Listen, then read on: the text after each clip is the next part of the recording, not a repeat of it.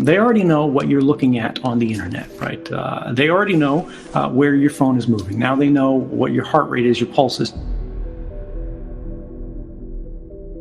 5 years later, the coronavirus is gone. This data is still available to them. They start looking for new things. Whenever there is a crisis,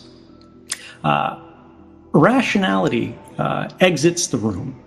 And you have a policy that is being driven by a panic in the pursuit of benefits that at the time are theoretical. They said these things would work. They said they were necessary. They said they would be beneficial. We don't want to do them. But the threat is so great that this is the only way that we can really counter them. When we see emergency measures passed, particularly today, they tend to be sticky.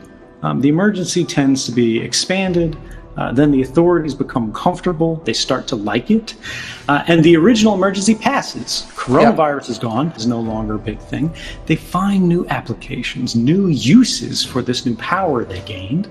And they went, well, maybe we don't need to give this up. Maybe we can pass a new law that makes this a permanent authority. And we've seen this happen in country after country. It's not a local, domestic issue. And what people are missing, that I think people who are looking at this from a longer span are catching, is the coronavirus is a serious problem, but it is a transient problem. We will eventually have a vaccine, or even if we don't, we will eventually have herd immunity. In 2 years, this problem will be gone.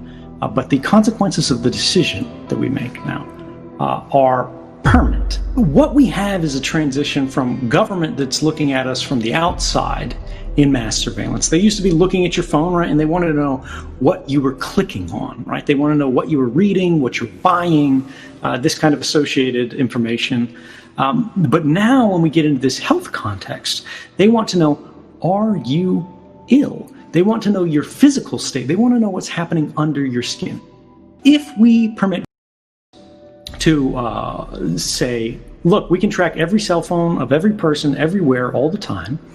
We can make inferences on the basis of this data set, and then we can take executive actions as a result of this information. What keeps them from going, well, we're worried about health. We're worried about public health. We're worried about protecting people. The primary symptom of the coronavirus is a fever, right? This develops before the cough and persists throughout the course of the virus. It's your immune system fighting it off. We're going to send an order to every fitness tracker that can get something like pulse or heart rate.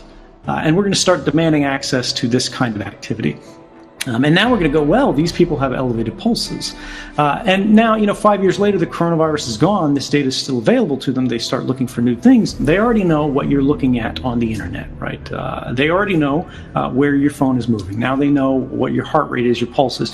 What happens when they start to intermix these and apply artificial intelligence to it? And Harari asks, if you have this bracelet that tracks your temperature and your pulse, and they know you're watching a video, or you're just watching a speech from and they see you get angry, right?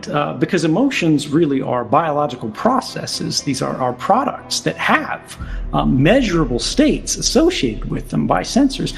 And they go, well, this person doesn't like what's being said. It's one thing if an advertiser does this, it's still chilling, it's still dangerous, or a bank does it, or it happens in a job interview.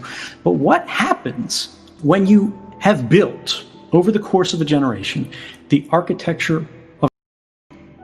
We are moving closer and closer to that world every day that we let panic motivate our decisions rather than rational reflection regarding inevitable consequences about this narrowing of our rights. We're not being asked for security or privacy. In a free and open society, the thing is, we're supposed to say, we need both.